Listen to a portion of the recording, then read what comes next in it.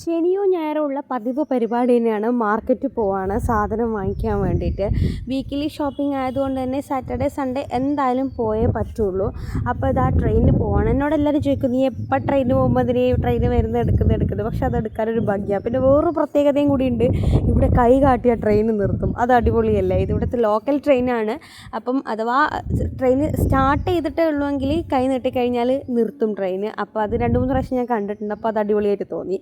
അപ്പോൾ നമുക്ക് ഒറ്റ സ്റ്റോപ്പേ ഉള്ളൂ താമ്പരത്തേക്കാണ് പോകേണ്ടത്. അപ്പോൾ താമ്പരം എത്തിയപ്പം പിന്നെ മാർക്കറ്റിലേക്ക് കുറച്ച് നടക്കാനുണ്ട്. കുറച്ച് നടക്കാനല്ല, ഓവർ ബ്രിഡ്ജ് വഴി കുറച്ച് നടക്കാനുണ്ട്. അപ്പോൾ എനിക്കിത് ഭയങ്കര ഇഷ്ടം, ഈ ഒരു കാഴ്ച. എന്ന് വെച്ചാൽ നല്ല ഹൈറ്റിലായതുകൊണ്ട് തന്നെ ഈ വണ്ടി ഇങ്ങനെ പോകുന്നത് കാണാൻ ഭയങ്കര രസമാണെന്ന് കഴിഞ്ഞാൽ.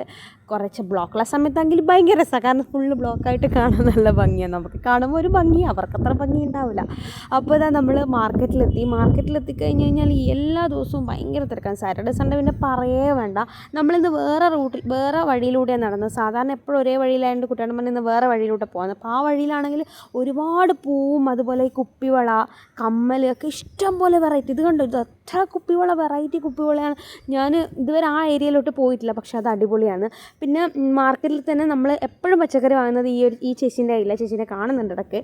അപ്പം ഈ കെട്ടൊക്കെ കണ്ടു, ഇതിലൊക്കെ 20 രൂപ 10 രൂപേൻ്റെ കെട്ടുകളാണ് ഇതൊക്കെ. അപ്പോൾ ഇവിടെ പച്ചക്കറിക്കാണെങ്കിൽ നല്ല അഫോർഡബിളായിട്ട് പച്ചക്കറി കിട്ടും. പിന്നെ അതന്നെ നമ്മൾ മാർക്കറ്റിൽ പോയി കഴിഞ്ഞാൽ ഈ ചേച്ചീൻ്റെ കയ്യിലേ വാങ്ങുള്ളൂ. ലേറ്റായിട്ടൊക്കെ എത്തിക്കഴിഞ്ഞാൽ ചേച്ചി കുറേ കെട്ടുള്ളത് 10 രൂപക്കൊക്കെ തരും, ലേറ്റ് ആയിട്ടാണ് വാങ്ങുന്നുണ്ടെങ്കിൽ. പിന്നെ നല്ല ഫ്രഷ് പച്ചക്കറിയും കൂടി ആയിരിക്കും അവിടെ ഉള്ളത്.